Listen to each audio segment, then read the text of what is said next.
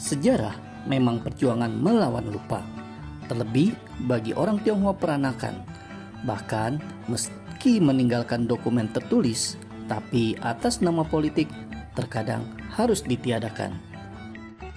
Yeoh Kim Lai, seorang peranakan Tionghoa Batak, kelahiran Padang Sidempuan 2 Januari 1861, adalah salah satunya. Lahir di tengah keluarga miskin, tak pernah menikmati sekolah, pada tahun 1887 ia mengadu nasib ke Tarutung sebagai kuli angkut barang. Kisahnya cukup panjang, bermula ketika pada akhir abad 19 dia diberi kepercayaan oleh pemerintah kolonial sebagai pelaksana anemer transportasi pos negara. Pekerjaan ini dilakukan dengan menggunakan kuda tunggangan dan pedati. Kemudian seiring dengan perkembangan zaman ditingkatkan menjadi alat transportasi berupa mobil, bus, dan truk.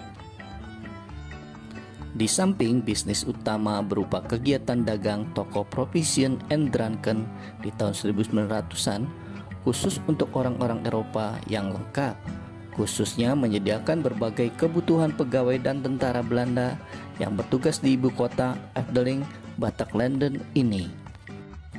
Toko yang berukuran cukup besar terletak di Wilhelminastraat, persis di pusat kota yang menjadi hotel safari sekarang. Sahabat, sebelum lanjut, bantu subscribe channel kami dulu ya.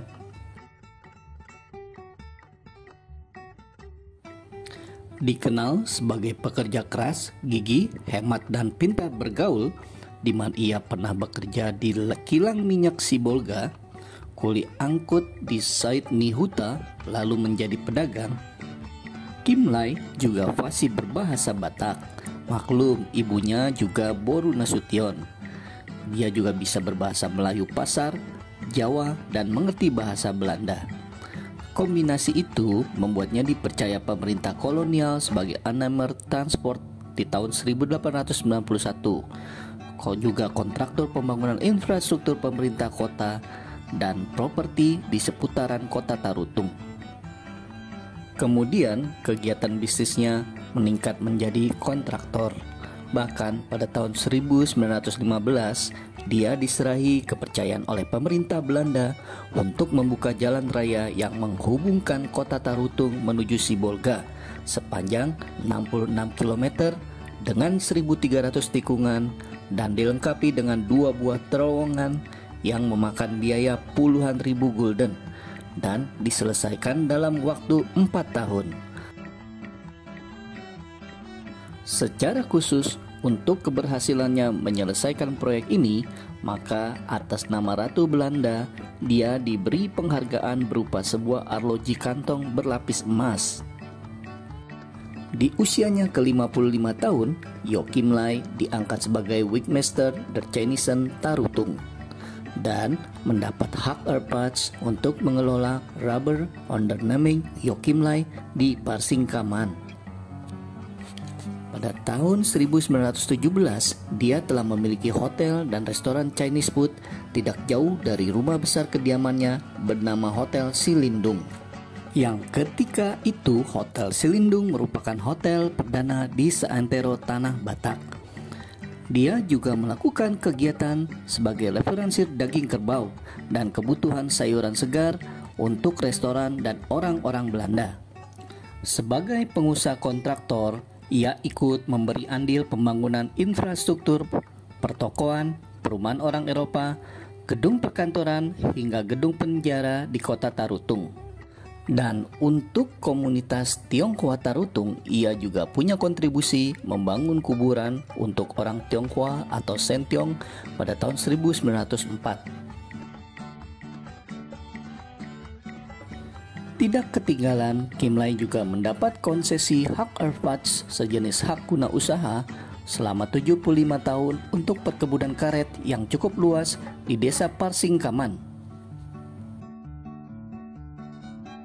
Menikah dengan Lee Seng Lian Nio, Yeoh Kim Lai dikaruniai 10 orang anak, di mana berdasarkan dukungan bonavitas perusahaannya, beberapa orang anaknya disekolahkan ke sekolah berbahasa Belanda di Medan dan Padang.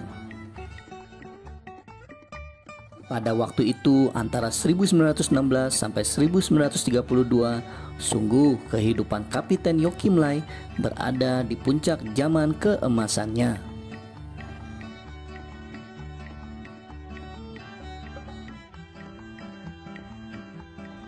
Yeoh Kim Lai dan keluarganya dibaptis pada Desember 1930 di HKBP Pearaja, Tarutung.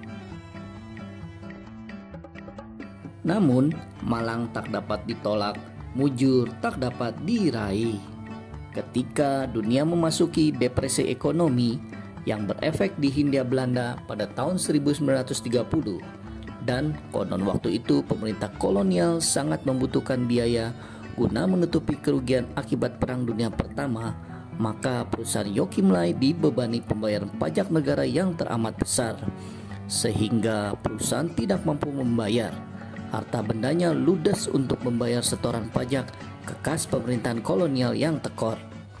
Sebuah tindakan sewenang-wenang pemerintah Belanda pada saat itu yang tidak memandang jasa-jasanya dalam membangun Tarutung. Meskipun sempat dibantu para sahabatnya, para toke Batak, yang berusaha memenangkan lelang rumahnya, tetapi akhirnya pada tahun 1932 Yeoh Kim Lai dinyatakan bangkrut dan hampir semua harta sang kapiten amblas disita pemerintah kecuali perkebunan karet. Setelah pindah dari kota Tarutung, Yeoh Kim Lai menghabiskan masa tuanya di daerah perkebunan karet yang masih produktif di Parsingkaman, selain merintis usaha perdagangan di sana. Sempat didatangi wakil pemerintah Belanda untuk direhabilitasi, tetapi Yeoh Kim Lai memilih untuk menjaga harga dirinya dan menolak bantuan tersebut. Tahun 1933, Yeoh Kim Lai memilih menjadi penginjil, berjalan kaki dari Parsingkaman, Hubu, Poriaha hingga Barus. Sikap kedermawanannya tidak hilang. Meskipun ia bangkrut, di tahun 1937 ia menyumbangkan organ musik yang dibelinya sendiri di Medan untuk dipergunakan oleh gereja HKBP Parsingkaman dari keuntungan penjualan karet yang saat itu membaik.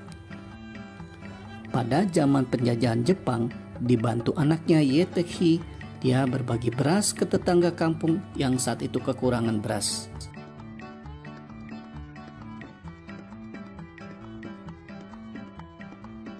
Menurut catatan ayahanda saya, Guru JP Hutauruk, pada waktu memberangkatkan ayahnya Opungku Guru Claudius Hutauruk di tahun 1959, dia menyatakan demikian.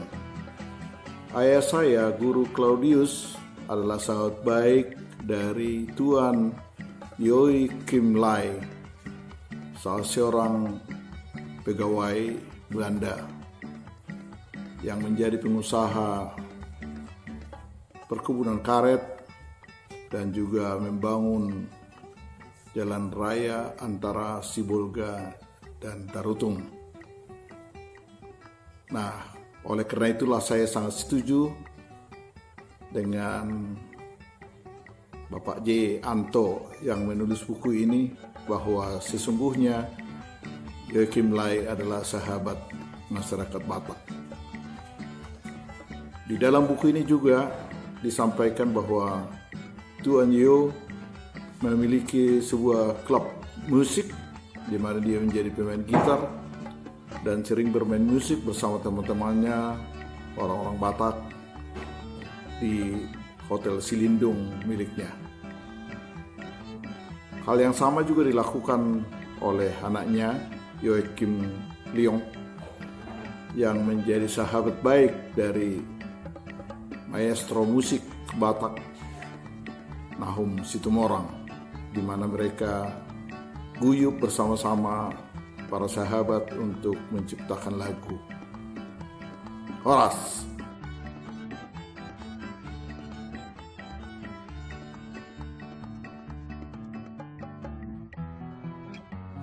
Kisahnya berakhir ketika pada tanggal 25 Agustus 1948, Joachim Lai tutup usia di Sibolga dan dimakamkan di kota tersebut. Penguburannya dihadiri banyak sekali masyarakat Batak dan Tionghoa yang bergantian memikul peti jenazahnya.